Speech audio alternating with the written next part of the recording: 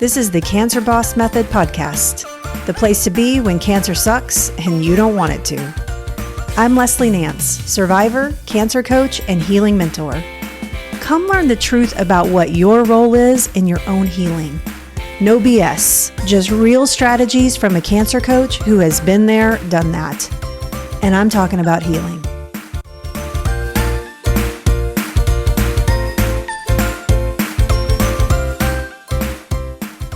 Okay, so welcome to the first episode of the Cancer Boss Method.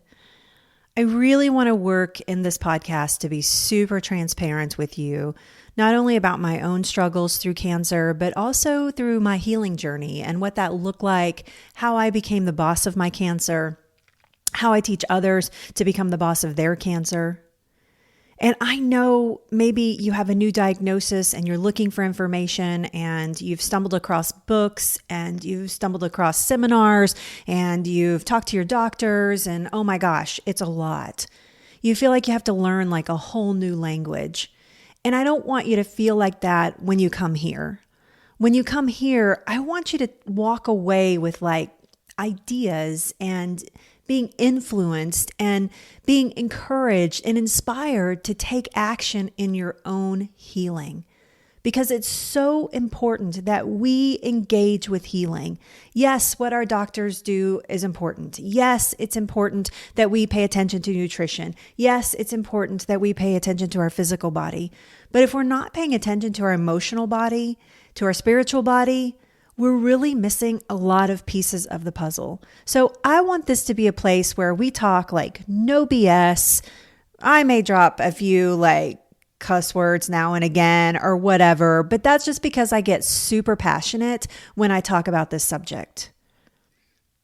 I want to talk about first like how this passion came about. Like where in the world did this girl get all this gumption for healing and understanding what healing looks like and, figuring out like the steps and how did that all come to like becoming a professional cancer coach? Like, where does that come from? So I want to share a little bit of my story just right up front. So in 2012, I was diagnosed with breast cancer. I was young. I was only 42 years old. If you could do the math, we're in 2023, so I am 52 years old. I was 42 when I was diagnosed. And, I was living the most extraordinary life. My husband and I had built this amazing life for ourselves. And at the time we were antique dealers and we had a small mom and pop show, like literally mom and pop shop, just literally him and I. And it was an antique store and my husband is a professional clock repairman. And so a really good one, by the way. So if you're looking for one and you're in the Dallas-Fort Worth area, just a shameless plug for him and the work that he does. But anyway, so we were running this antique store. We were traveling the world because most of the antiques that we bought were from other countries and they were higher end antiques and we would bring them into our shop.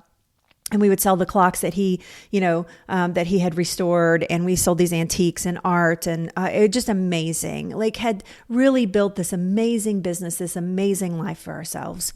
And so we were just sailing along in that life. In fact, that year we had been to China and we had been to Europe several times, and just made trips here and there. And then in December, I, in a very intimate situation with my husband on one morning, cause we're morning people, we're those people. But he, in a very intimate situation. So like during sex, let's just be fair, right? We were having sex and, at the time I was wearing this long necklace and this long necklace had like this big silver guitar pick on the end of it that had a Rolling Stones tongue because we're huge Rolling Stones fans and it had a Rolling Stones logo on it. And I was laying on my side. I know, like totally graphic. I'm sorry, but you need the story, right? Like you need the deets to make this happen. So I was laying on my side and I thought that my necklace was trapped underneath my left breast. And I reached down to move it out from underneath my breast. And my necklace was not there at all. It was over the other shoulder. It was over my right shoulder. And when I did that, I felt a lump in my breast. It was like, it felt really significant. It turned out it was only a centimeter big, but At the time, it felt like this giant, like it might as well have been a tennis ball in my boob. So yeah, so full stop, like sex, like totally full stop at the moment, like quit, stop. Not only that, like total horror in my eyes, like total fear. I was traumatized. I just couldn't believe it. And I sat straight up in bed and I told my husband, his name is Robin. You'll hear me talk about him a lot. I told him, I was like, oh my gosh, there's something in my breast. And he's like, what? What? No, what? No. And I was like, feel. And I just grabbed his hand right there. Now imagine coming out of an intimate situation and putting your husband's hand on your breast to feel a lump, right? So he was like, oh, yep, you're right that there's something there. Well, we'll get you to the doctor. We'll get you a doctor's appointment and we'll figure out what this is. And I busted into tears and I said, you think I need a doctor? Like, if he thought it was something and I thought it was something, it was most certainly something. And let me just clue you in. When I found that lump, I knew what it was. I knew what it was. I knew instantly what it was. And bonus, I had feared getting breast cancer my whole life. Not because I have a family history, not because anything other than it's just one of those things. Maybe because I just like love my boobs. Like I love them. I mean, hands up right now if you just love your boobs. And so they're mine. They're not perfect. But they're mine and I love them and my husband loves them. And so every fear that I ever had around getting or having cancer came to a head in that very second. And as soon as I felt that, immediately I started imagining myself without hair. I started imagining myself without boobs. I started imagining all the scars. I started imagining throwing up my brains out, because I was in cancer treatment. I mean, all the things that you think of that terrify you when you think of cancer came rushing in like a half a second. And from that moment on, I was forever changed. And in fact, in the moment I said to my husband, crying through the tears. He was trying to console me. It's going to be fine. It's certainly, you're young. I mean, you don't have family don't have a history of this is not breast cancer, Leslie, but I knew in my heart of hearts. And I said to him, babe, if this is what I think it is, it's going to change our lives forever. Man, that was prophetic. And as you go through this episode today, you'll see what that really meant when I said that. Because when I said it, it meant that and nothing was ever going to be the same. And I was going to be sick and I was going to forever have cancer. And I probably wasn't going to make it through this. And everything that we love about life and everything that we cherish about our freedom and all the things that we do and all my confidence and all my happiness and all my joy left with a 1 centimeter lump in my boob. I mean, come on. But I was completely irrational. I could not get those thoughts out of my mind. So fast forward a few days later, went to the doctor, my OBGYN. She sent me to, of course, to get a diagnostic mammogram. And for those of you that don't know, or you have a different type of cancer, a diagnostic mammogram means that they're going to do like the whole shebang, right? So they're going to squeeze your boob until you think it's going to pop. And they're going to do all the things to see, probably an ultrasound, like all the things to see what's going on. So they do the mammogram. The mammogram doesn't show anything. And I'm like, but there's something in my breast. And she's like, yeah, well, we don't see anything. I was like, okay, feel. Like I was about to grab her hand and put it on my boob like a total stranger, the technician. I'm like, something is there. So they called in a radiologist and the radiologist was like, well, I mean, we can do a ultrasound. I mean, that is blah, blah, blah. Anyway, it doesn't matter the deets, but it was scary. And so finally they did an ultrasound and I'll talk about this at some point as well, a little bit more detail about this specific appointment. But long story short, it ended up in an ultrasound. It ended up in a biopsy. And 5 days before Christmas, I was diagnosed with breast cancer. And so I tell you that part of my story and I can share more details. You guys can give me ideas for episodes if you want to hear more details, like exactly what I went through. But part of the massive problem there was that I was completely out of control. As soon as I felt the lump, but then certainly as soon as I heard that I had cancer, like my whole world crashed in on me, and I really thought I was dying. Because I was a little ignorant about breast cancer and early stage breast cancer, and I really felt like I was dying, and I couldn't eat, I couldn't sleep. I was sleeping about 30 minutes a night, sneaking out of bed, trying not to wake up my husband. And if I was in bed and I stayed there, I was crying in my pillow. I mean, I was a hot, stinking, festering breast cancer mess, hot mess. And so through that pain, through that time period in my life, I knew that I couldn't stay like that.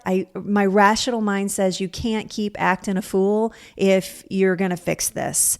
And at some point, I got the gumption up to try to start thinking differently. Okay, what if this doesn't kill me, right? What if all the emergencies, all the things, and what if this doesn't kill me? The problem was every time I went to a doctor, every time I got in to see a doctor, the diagnosis got worse. And it just kept getting worse and worse and worse and worse every time I would go. It started off with an early stage, yes, it's cancer, but yes, it's very treatable, to, final diagnosis after surgery and all the things that, this is a very serious cancer, and the likelihood of it coming back is like 70 in the 70 percentile. And even with treatments, we can move it down to like 60, but pretty much you're screwed in about 5 years. And that was 10 years ago, just so you know. So at some point I had to turn the corner and figure out, like, do you want to live or do you want to die? And I really leaned in towards the living aspect. And I mean, you've probably done this too, right? If you have cancer or had cancer, at some point you probably were like, okay, well, shit, I really need to live. Like, I want to figure out how to live. And so I leaned into that. And this was through several conversations and, mind changing and really working on, like, what does that look like, and getting out of the panic mode that I had created for myself. So I decided that I wanted to live. And what that meant for me was making some pretty serious choices around treatments, making some pretty serious choices around surgery, making some pretty serious choices about my lifestyle and what I needed to change. And that's the problem. One of the problems with cancer, right, is that everything feels like a huge, giant, serious choice. Like, it's just all it is just a series of like serious choices. And every one that you make, you feel like that you have the potential, like it's a 50-50, a good choice, and a 50-50, a really shitty choice. And it's hard to discern like what comes next. It's hard to discern because you're always trying to guess, like, if I do this, what's going to happen? So I just needed some control. So what happened is that I decided to control the one thing that my logical mind knew I could control and probably do better at, which was, you guessed it, nutrition. So I went all in on the nutrition game, and I decided that I had been a vegan once in my life. That didn't work out so well for me. I was in my 20s and I wasn't doing it right. And I ended up in the hospital actually. So it was kind of serious, and in the ER. And anyway, I was malnourished and all the things. So I knew that wasn't really a path for me, but I knew that I wasn't great at eating vegetables. Like, okay, that is an understatement. Like, I was terrible. I ate like 5 vegetables. So I really sucked at that. What probably was not, eating enough fruit. Although I liked fruit, I just wasn't eating enough. I was eating too many processed foods. I mean, all the things. So I was drinking like a gallon of sweet tea with Splenda a day. I mean, when I had kicked a like diet soda habit, but still not enough. And that was prior to my diagnosis. So, but I had to figure out, like, what is my path here? What is the one thing that I can control? So I leaned into nutrition. Well, okay. So that kind of went apeshit crazy as well. And I went off on a deep end and ended up losing 37 pounds that I did not have to lose. And I was getting kind of sick and I was not feeling well. And I was like, oh my God, cancer's taking over. And oh my goodness, I'm not feeling great. And, at first I felt pretty good. And then I wasn't getting enough nutrients. And then I was really running a huge risk. So part of it was stress. Part of it was my new crazy diet. Part of it was just, trying to do all the things and be all the people and, keep everything organized and be positive and, this whole facade that I had built. So that came crumbling down. I was like, my doctors are like, look, you cannot keep this lifestyle up and you can't lose any more weight. And so I was like, well, what's the right thing? What's the right thing? So I had to make a decision. I had to draw a line in the sand and say, okay, not only do I need control, but I need to be rational about this control, because I had built a fear factor around, I had read all these books just like you. I had taken all these seminars just like you. I had talked to people. People had given me diet information just like you. Okay. I mean, you can't run and hide. I know it's the truth. Everybody becomes an expert when you get cancer, and you become an expert as well. I know the things to do. You don't just shut up. Don't tell me what to do. Right. So, but the thing is that we don't, and we get confused and we get sick, or we can't stick to a diet, and then we lose our confidence around eating. But the biggest thing that happens is that you start fearing food. I started thinking that if I ate too much meat, then my cancer was going to return. I started thinking that if I ate one nugget of processed food, that my cancer would return. I started thinking that if I ate any sugar whatsoever, that my cancer would return. I mean, just ridiculous deprivation and restrictions that I had put on myself around, trying to heal. And when those failed, I felt like crap. I was like, I am really doomed. I was back in that space again. I'm really doomed. I can't keep up with all of these things. Those things make me sick. What am I going to do? So I had to get to the truth. I had to understand what in the world was going to keep my body inhospitable to cancer. What was going to keep me cancer-free? How was I going to keep it from returning? And how was I going to do it without making myself crazy and still live the life that I wanted to live? Because look at these cancer diets and cancer treatments and all the things become a full-time job really easy. And you stop living the life that you're working so hard to save. And that is not a good place to be. So fast forward again. I did a whole bunch of work. I learned to eat vegetables. I learned to eat in balance. I took an amazing certification program that taught me how to be a holistic nutritionist. I took an amazing certification program that taught me how to become a holistic cancer coach, which also had a nutrition component to it. I learned how to cook vegetables and plants, or I'd actually eat them, because it's great to say that you're going to eat plants and, oh, I'm going to do a plant-based diet. And, oh, I'm going to do this. And, oh, I'm going to do that. But if you don't like the food, guess how long you're going to stick with it? Not very long. Food is a pleasure sensor. The second that we feel that it's not pleasurable, we want to bail. Okay, that's why diets don't work. That's why deprivation doesn't work. That's why restriction doesn't work. Because the second we get sad about food is the second we start failing in that category. And then the second that we fail there, we feel hopeless. The second that we eat a donut on vacation, we're like, oh crap, I shouldn't have done that. I shouldn't have done that. But it was your body crying out for a donut because it wanted something pleasurable. But when you're eating in balance, you have less of that craving. You have less of that need for, trying to achieve that balance because your body is already there. So I got all these certifications. There's no formal education for what I do. So I had to piece these certifications together. I had to figure out how I was going to learn this information. And at first it was just for me. And then as I became a foodie, which is so totally foreign to me, a foodie, nobody would ever describe Leslie, pre-cancer Leslie, as a foodie. They would describe her as picky and doesn't eat a lot of food that's good for her and maybe likes junk food too much, right? Because that's who I was. And so, but I became a whole food foodie, a real food foodie. I was so interested in understanding how to cook food and how to make food and how to develop recipes that my friend came to me and she was like, you would be so good at having a food blog. That would be because I was looking kind of for a way to, parlay my journey into to teach women what I had been learning about healing, because I was super pumped about it. Still am 10 years later, as you can tell. So I started this process of, understanding food and again, going into back to that like foodie comment, became a foodie. So I took her advice and I started a food blog, and it's called Go To Kitchens, GO2 Kitchens. It's still out there. It's totally dormant. We haven't updated it in years, but there are a lot of good recipes in there. So I started that way. I had a live cooking show for like 4 years that I did 5 days a week in my kitchen. It was called Lunch with Leslie. It was super fun. I had some major TV networks kind of after me to do my own show on their networks and whatever. It never worked out. It never panned out. But obviously, because I'm doing a podcast and I'm not like on Food Network today or anything, but although I'm really happy about that. That's a whole nother podcast. I'll talk about that another time. So anyway, so I started this food blog and this live cooking show. It's right when live streaming really started hitting hard. I was on an app called Periscope. I had thousands, like tens of thousands of followers.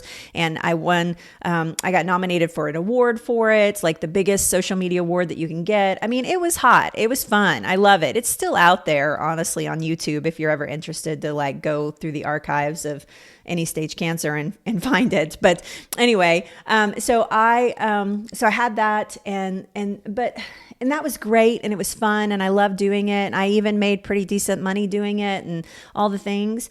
But there was still a missing piece. And that's where I want to shift gears with you and talk about how I became a coach. Because while I was going through that food blogging journey, I realized something about myself. And that is, not only do I love helping people wasn't enough.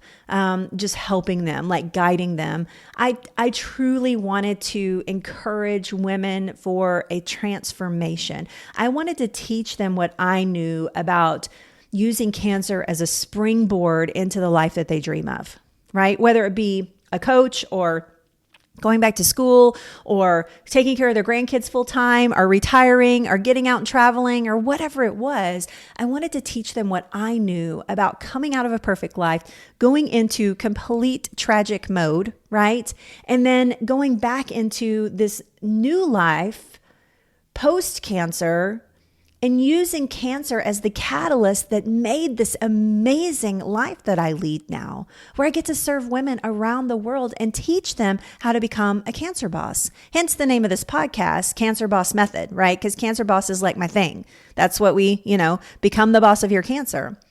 So I took some more certifications to understand coaching, life coaching, all the things like how to move people from point A to point B.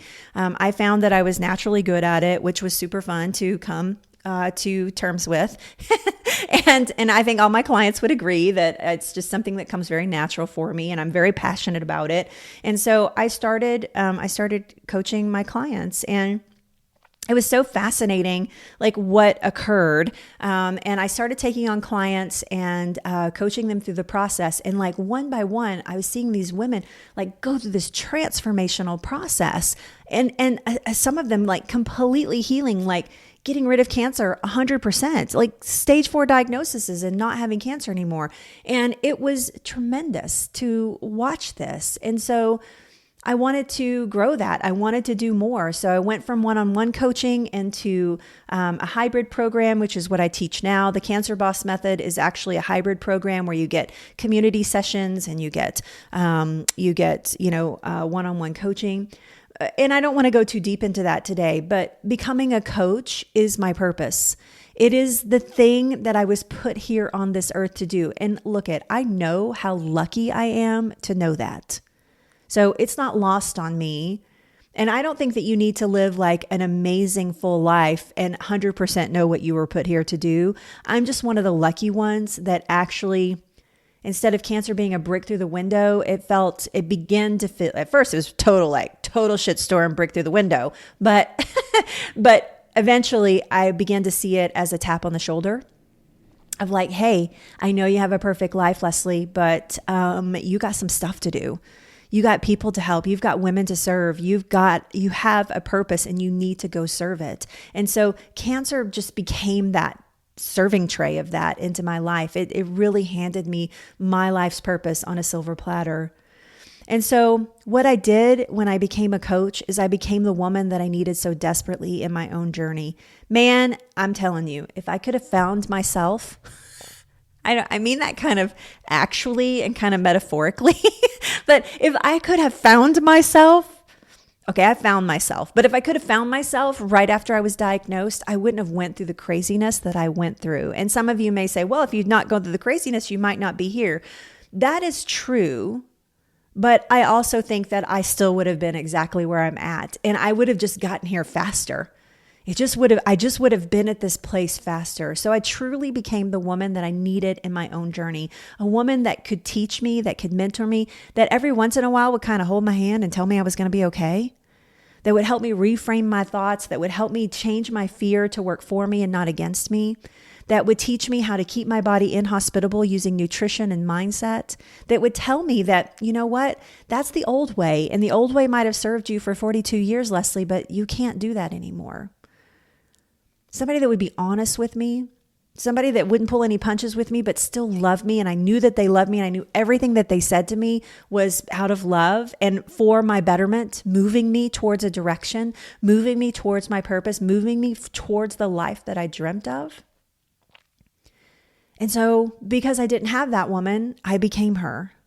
And that's what I do as a cancer coach. And that's what I want to transfer to you in this Cancer Boss Method podcast. Is I want to transfer that emotion to you. I want to transfer that feeling to you that you're heard, that somebody speaks your language, that cancer is not your destiny, that your body is designed to heal. And I don't mean that like the cheerleading way. Oh, your body's designed to heal. Yay, rah, rah. I mean it in a way that it actually is designed to heal. We'll talk about that later as well. You don't have sickness mechanisms. You have healing mechanisms. Talk about that in another episode. But the Cancer Boss method, sometimes I get tongue-tied when I say Cancer Boss method. I get the cancer, blah, blah, blah. The Cancer Boss method really provides clarity for healing. It provides you with a pathway. It provides you with ideas and tips and tricks, but it also rock solid pathway to healing.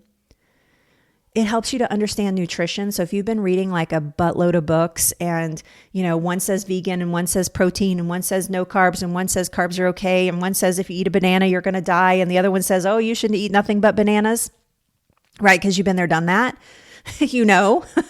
right? If you've read any of those books whatsoever. But to give you an idea of nutrition, really thinking about balance, what creates energy in your cells, what creates communication in your cells so that your cells are communicating on such a high level that cancer's like, look at, if you keep doing this, I'm not going to be able to stay here, right? So understanding nutrition, staying healthy during treatments, recovering faster between treatments. My clients recover faster between treatments, 100%.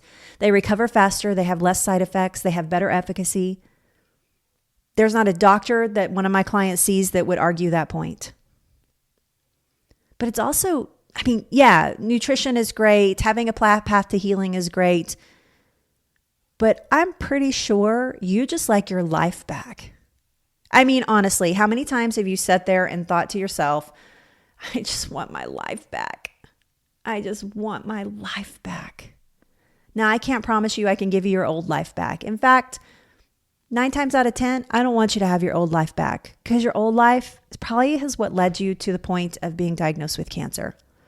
There's some clue in there. There's something in that old life, pre-cancer life, that you don't want a piece of. So how do we build back a plan? How do we build and how do we work on living the life that we're working so hard to save? And then also in the Cancer Boss method, really thinking about community and how important that is. And I know everybody's like, oh, well, they offer group sessions. I hear this all the time. They offer group sessions at my hospital and, they're completely free and blah, blah, blah. And I'm like, yeah, go to one of those and then check back with me. And I'm not dissing this. If you have a group that you're into in your hospital and it's great, then you should feel very lucky because most of them suck. I'm sorry, I'm just going to say it. Most of them are people in there that are really pissed that they have cancer and they're not dealing well and you get all the wrath. And then there's like one person in there holding up the entire group. Oh, it's not that bad. Oh, we're going to get through it. And everybody's like, how do you know? right? So even if you try to go shine a light in there, it's not very effective. So if you have one that you love, then you count your blessings because it's rare, because most are no good. But community is important. In fact, what we know, studies show that the people who have a community heal faster, have better efficacy, have better outcomes. And I'm not just talking about your family and friends. I know they're awesome. I know they're taking good care of you. I know that you love them. I know that they want the best for you. I'm not discounting that. But what I'm telling you is they probably don't speak your language. Although they love you and they want to support you, they don't really know what you're going through, because I will wager you're hiding some of that shit from them. You're hiding getting up in the middle of the night. You're hiding crying in your pillow. You're hiding getting in the shower and feeling your breast 1,000,000 times over. And I'm just going through my own story here. So if it resonates with you, I'm not picking on you. I'm just telling you what I did. Getting in the shower and feeling your breast obsessively. Has it changed? Has it changed? Has it changed? Has it changed? Going into the bathroom and feeling your breast. Whatever it is. Am I breathing worse? What is this pain? What is that?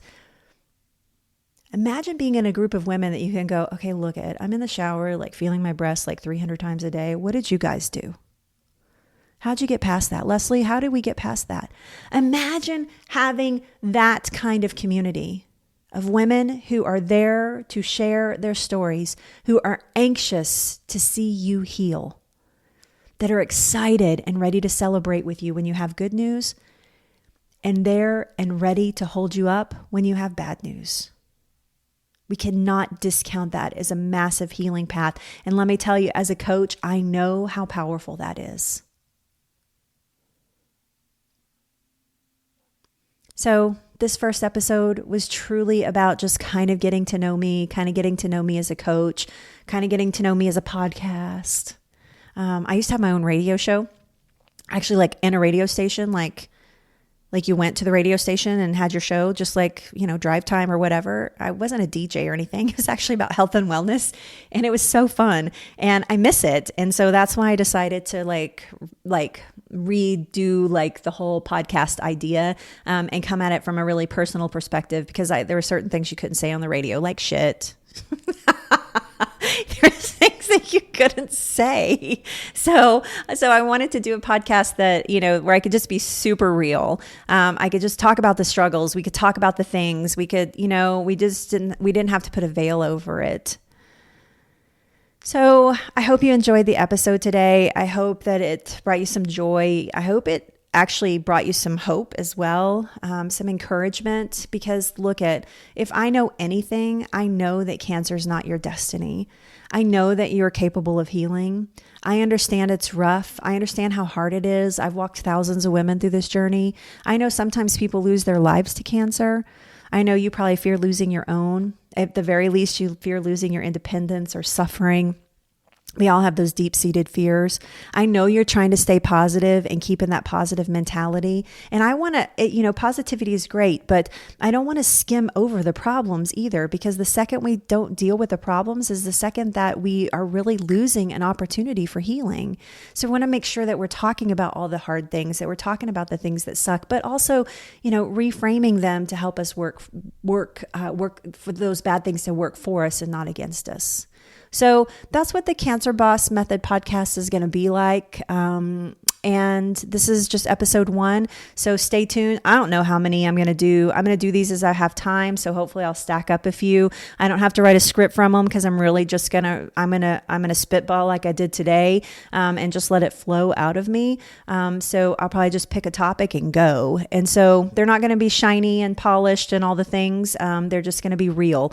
And I think it's just about darn time that people spoke to us in a very real way about cancer and what we're facing, but at the same time, give us some hope and some ideas about how to keep it from sucking so bad, right?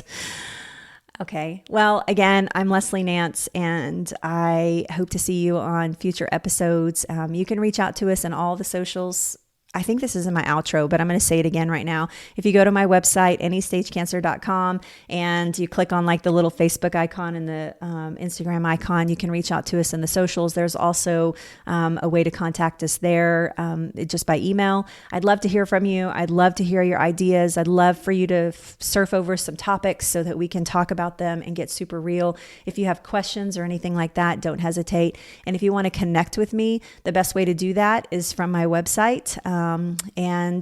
Or at the link below this episode, there's a link there, and you can make an appointment to speak with me for free, and we can talk about how to get you in that healing pathway so that you build the confidence that cancer is not your destiny.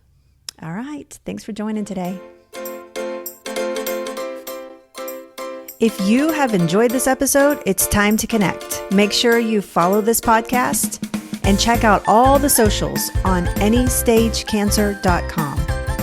If you're ready to talk about your own healing using the Cancer Boss method, then click the link below this episode. Hey, and remember, cancer's not your destiny. Okay, I'm outie.